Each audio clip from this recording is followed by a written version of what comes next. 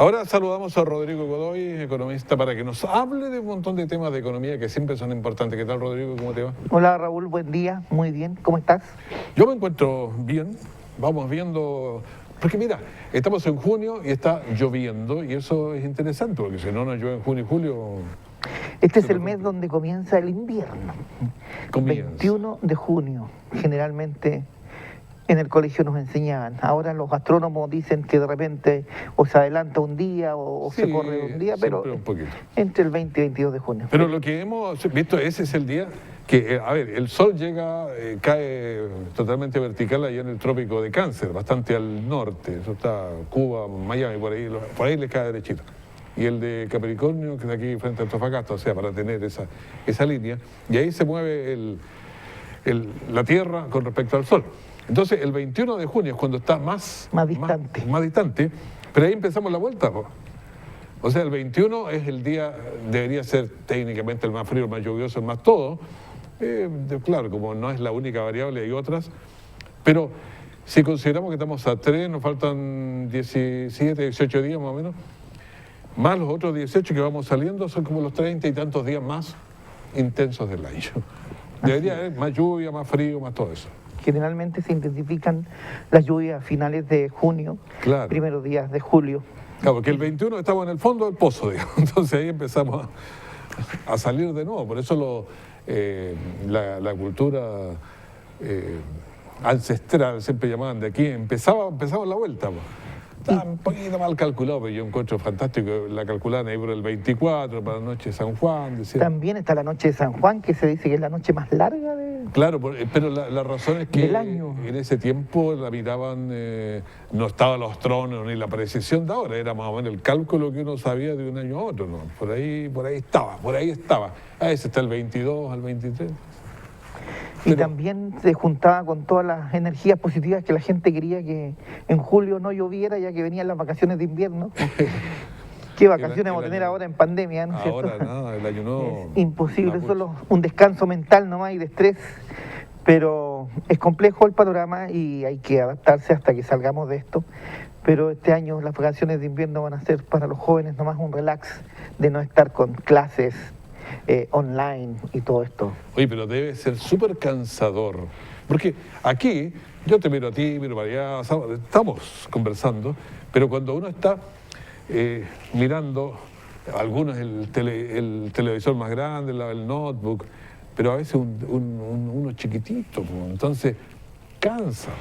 Sí, tenemos, sobre todo en nuestra provincia, tenemos un gran problema de conectividad, sobre todo en la comuna, en los sectores de nuestra comuna más periféricos, como Baragruesa, Palmilla, alumnos que viven en el campo, yendo a San Juan. Por lo tanto, tenemos una realidad bastante compleja versus la gente que vive en la ciudad, pero no tampoco está exenta en las poblaciones, sobre todo de gente más sencilla, donde los alumnos con un celular apenas pueden estar en clase porque no tienen acceso a un computador, no tienen un computador de donde hacer sus clases. Pero es más grave todavía porque hay familias que tienen 3, 4 niños, uno está en la básica, en la media, la mamá tiene otras cosas que hacer, entrar, entonces... Hay un puro teléfono o dos y están bastante ocupados y las conexiones, no sé, un dolor de cabeza. Un dolor de cabeza, un dolor del presupuesto también, que hubo que ver un plan, tratar de buscar algo económico para que pudieran tener internet en toda la casa. Entonces, esto también trae responsabilidades. Fíjate que es un tema que nosotros lo hemos conversado mucho en el tema de educación, porque se instauró el tema de las clases online, sin embargo no se han dado las garantías sobre todo para los alumnos que tengan acceso a internet gratuito para poder asistir a esas clases. Pero fíjate que los alumnos están en un 22, 24% de la materia comprendida, digamos. Además de las otras problemáticas que a los profesores no se les ha capacitado en eso, la mayoría de los profesores no ha recibido una capacitación pertinente a realmente preparar una clase online y tampoco se le ha entregado las herramientas que necesita un profesor para trabajar, cosa que lo hemos visto en muchas presentaciones, reportajes, donde muchos profesores de sus recursos personales tuvieron que disponer de su notebook, de su conexión a internet y preparar material simplemente en el camino para poder salir a flote con esta situación y cumplir también. Claro, y sin mucha experiencia, a veces hay que hacer un PowerPoint y simplemente lee, el niño le llega, en letras chiquititas, lo lee, se cansa al final. Claro, ha sido un tremendo problema.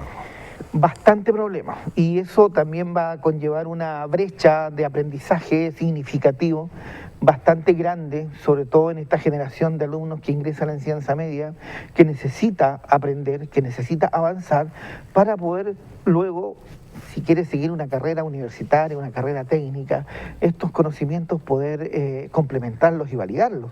De lo contrario va a ser muy complejo, excepto que sean carreras donde prácticamente no se ve nada de lo que usted vio en la enseñanza media, que son muy pocas, contadas con los dedos, pero en muchas ocasiones se necesita esta base para poder continuar estudios. Pero uno conoce chiquillos que este año están en el segundo año de la universidad y van avanzando, pero ni siquiera conocen la universidad porque no han ido nunca. Ese es también otro ejemplo que tenemos de alumnos que ni siquiera se conocen con sus compañeros, claro, solamente vía online, con los cuales tienen que trabajar, no han pisado la universidad porque todo se ha hecho por trámite a través de su página web, por lo tanto, y de sus plataformas, por lo tanto, una generación que está bastante complicada. Claro, toda la base, incluso la socialización, porque una vez no entiende, le pregunta al compañero, el compañero le explica, entonces va generando todo eso.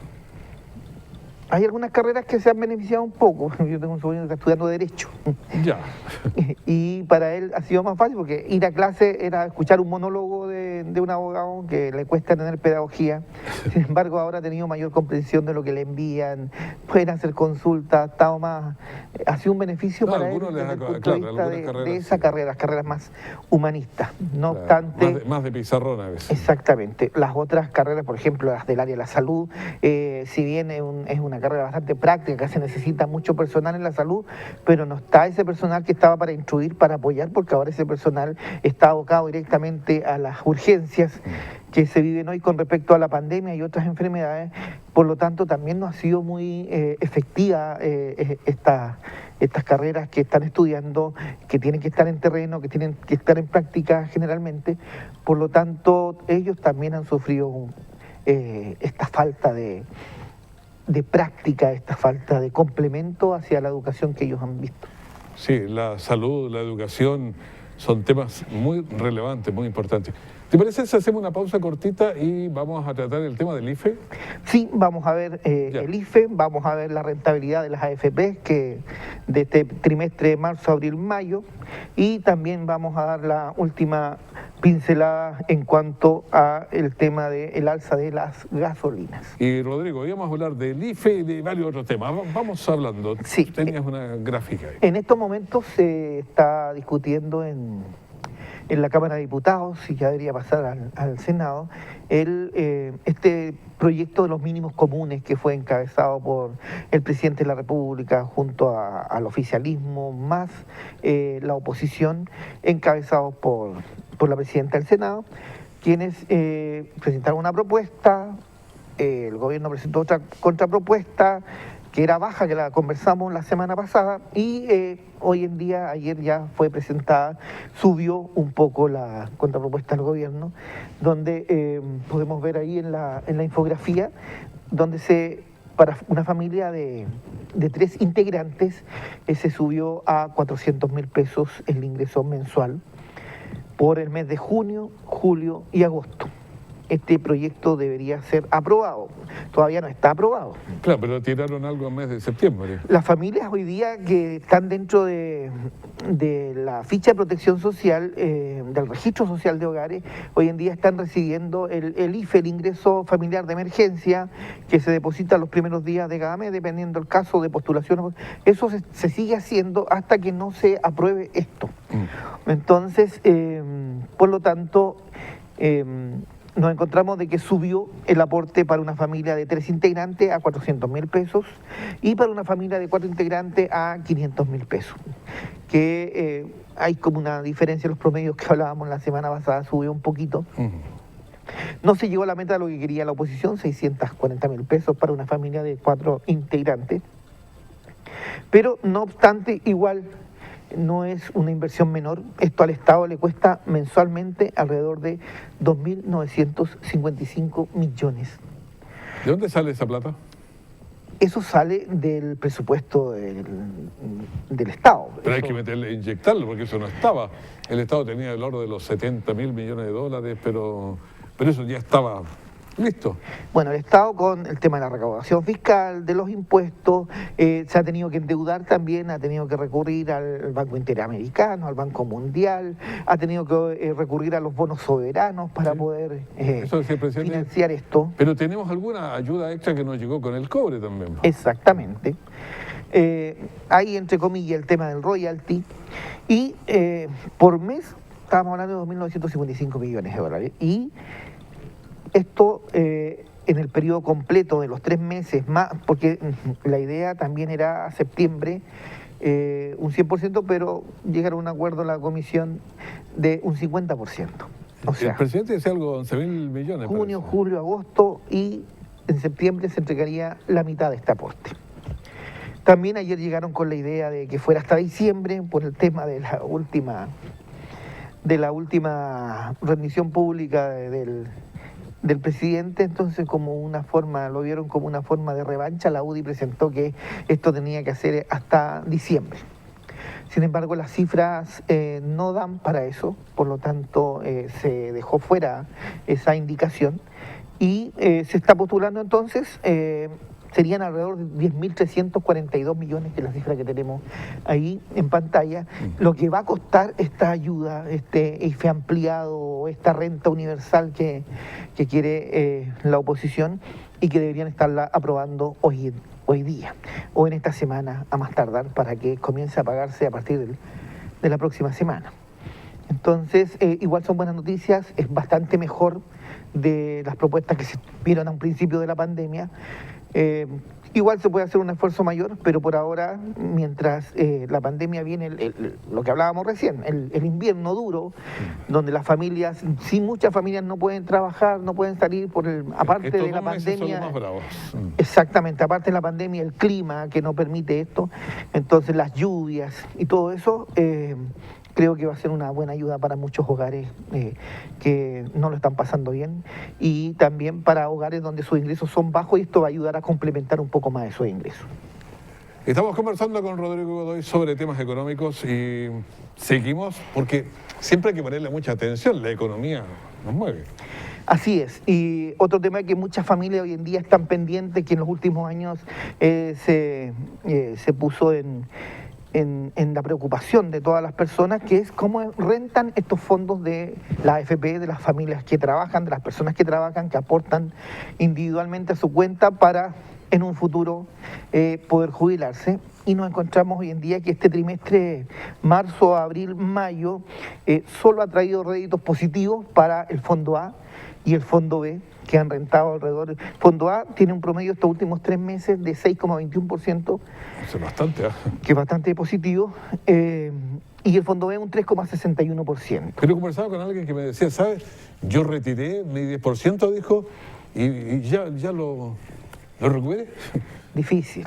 Eso me decía Depende porque de va viendo a veces... Depende la cantidad. Claro, puede ser ahí. Si tenemos una rentabilidad de un 6%, no sé, para recuperar eso tendría que tener sobre 70 millones Puede que tenga. Sí. Entonces, y si rentó eso en promedio, perfectamente podría recuperarlo. Claro. Pero en promedio los chilenos hoy día hay un promedio de 43, 44 millones de pesos que les va quedando la gente que ha retirado. Hay gente que no ha retirado, obviamente que tiene los mayores ingresos, o gente que está a punto de jubilarse, que le falta 1 año o 2, decidió no hacer los retiros porque prefiere aportar para que su jubilación sea un poco más alta. También se anunció que viene un cuarto retiro, también se dijo hasta el 100%, un proyecto todo. para hasta el 100%. Entonces, bueno, traté de buscar yo la cifra, pero no la tengo en estos momentos, pero no sé si tú la has conversado con alguien, pero para no mentir, exactamente, ¿cuánto se inyecta mensualmente hoy en día, que tenemos un 10 y tanto por ciento de cesantía sobre la gente que trabaja hoy en día? ¿Cuántos fondos se inyectan mensualmente hoy día las AFP?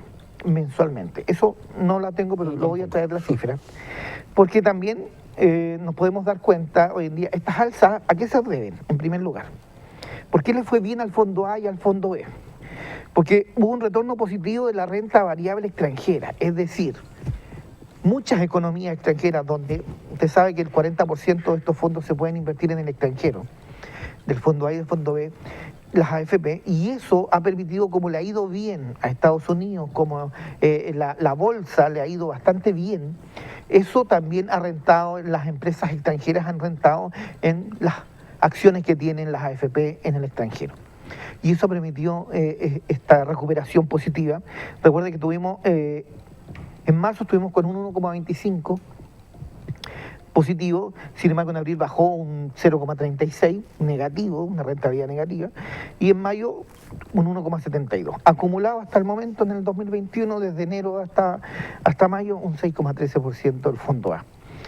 También el alza del dólar. Usted sabe que el dólar ayuda mucho a que las inversiones en extranjeros sean mucho más rentables, por lo tanto, eso es un beneficio para todo lo que involucra acciones en el extranjero.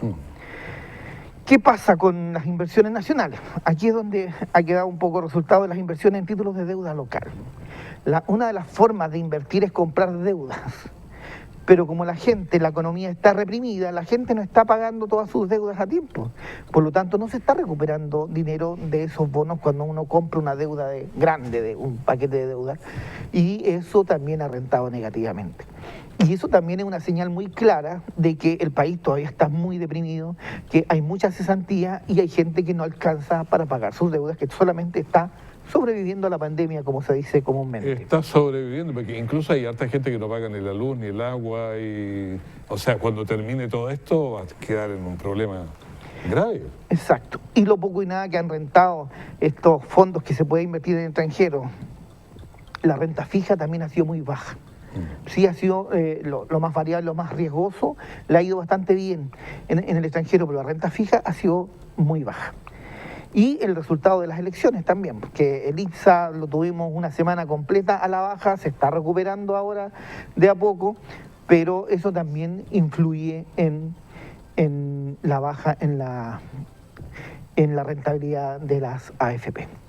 Por lo tanto, el escenario hoy día es fondo A y B, hoy día son rentables, fondo C, D y E llevan una pérdida acumulada ya hasta un 7,11%. Es importante que las familias revisen esto, se puedan asesorar, se puedan apoyar para tratar de mover los fondos y ver la manera de que esto no sea... Hay que tener repartidos los fondos de alguna manera. Una parte lo hemos dicho varias veces. Exactamente. De manera que no nos afecta al 100%. Si alguien está completamente en el fondo E, obviamente que ha visto disminuir sus fondos, ha visto disminuir la rentabilidad en sus fondos. Más los retiros también, aparte que se traspasa este menor valor al retirar una cierta cantidad, al que retiró 1 millón, 2 millones, 3 millones, menos en el fondo, más la pérdida. O sea, tienen que estar revisando constantemente. Revisar también cuáles son las AFPs que están rentando mejor, que tienen una mejor cartera de inversión, porque usted se puede cambiar de AFP, la gente lo puede hacer.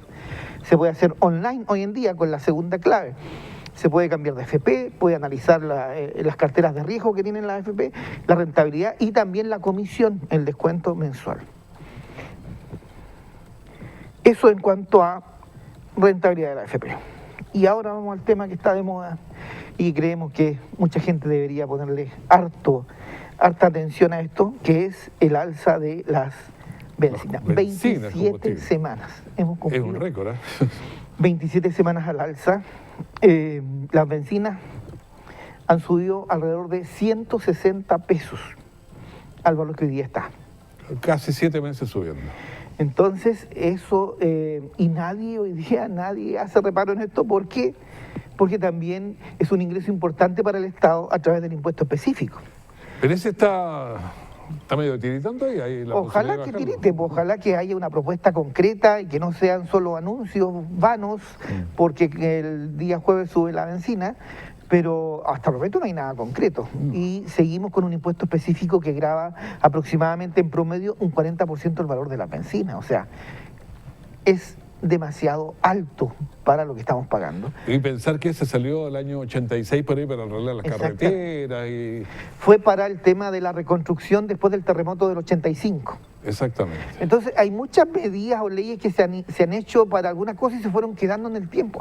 No, que calladitos, nomás quedémonos callados porque esto nos está generando lucas para el Estado, por lo tanto vamos a dejar esto ahí nomás que decante, y es una ley obsoleta que está del año 1985 después del terremoto, que fue para la reconstrucción. De carreteras y cosas. Y después también se fue creando este fondo de estabilización del petróleo que se transformó en el mecanismo de estabilización de los precios de los combustibles llamado MEPCO, que es el que regula las alzas y las bajas y que llega a un máximo de 6 pesos, 5 y tantos pesos promedio semanal, donde el Estado asume con un subsidio una parte de esta alza, y cuando hay una baja puede llegar a 5 pesos como bajo la baja en el precio. Y entonces eso también es, recuerden que tuvimos el petróleo a costo cero, a precio cero, y eso nadie se acuerda hoy en día de la crisis que hubo del petróleo, donde no había un exceso de oferta, no había dónde almacenar petróleo y llegamos a precios irrisorios. Y eso